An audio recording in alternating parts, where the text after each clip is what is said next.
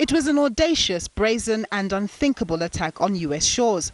Hijacked flights commandeered into a representation of America's financial might, the World Trade Center towers.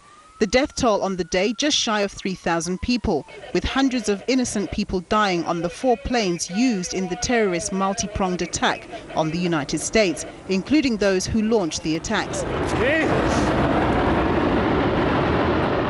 The representation of the US military power, the Pentagon, was also not spared. Over 6,000 people were injured. Global markets got absolutely hammered as these events unfolded. In the first week of trading after the attacks, the S&P 500 declined by 14%. Emerging market currencies like the rand declined in value, while due to risk aversion, the gold price rallied as investors fled to safety. Market players who witnessed the scenes of carnage on their television sets remember it like it was yesterday. We just saw this other Boeing, the small Boeing, coming and turning and hitting the second building. So we witnessed the whole event. You know, it was horrifying. When I say horrifying, this was a reality show and no one could believe it because we were stunned. You know, you didn't know how to react to actually something like that happening live. At the time the planes hit, the New York Stock Exchange had not yet opened, with the financial authorities deciding to keep it closed until the following week, which was unprecedented. It was a time of tremendous uncertainty because the stock market had not been closed that long, I think, probably ever, since its inception. And there was tremendous concern about what would happen to prices when it did reopen.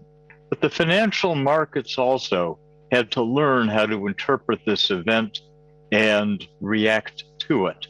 Following 9/11, security protocols at international airports and other thoroughfares became the norm, and in the financial world, compliance with rules became more strictly enforced, with the ability to trace funds from their source that much more important. Certainly things changed and attitudes changed, and it set forth a whole new era in trading. A lot more cautious about where the money came from, aspects of money laundering, and because that's what the Americans were trying to search for: who sponsored, who financed, how did this all happen? But the other long-lasting change, the New York Stock Exchange and most financial markets at the time were what were called floor markets. That is, all the trading took place at a single physical space. The New York Stock Exchange had this enormous trading room. It still has the trading room, by the way, but it's much less important. But back in 2000, that was where all the trading occurred. And it showed among many other things, the vulnerability of that kind of concentration. The United States' subsequent decision to wage its war on terror soon after the 9/11 attacks saw its troops head into Iraq and Afghanistan, among other territories. And this resulted in the global power having to invest internally to secure its energy needs. The issue of securing oil supplies, for example, pushed the US to focus a lot more on shale and improving its oil production and that kind of thing. And obviously, shale production would be dependent on oil price.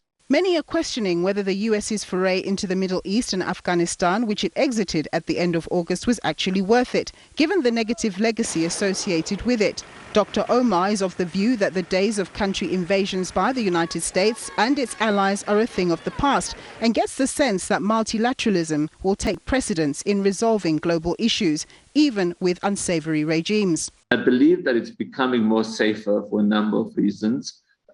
Basically around multilateralism, basically around strengthening, even internal strengthening of secular forces, more of the kind of 4IR impact where you can't suppress things for too long, it gets out into the world, etc. So all those things make it just that little bit more difficult for dictators to run things that they would like to do.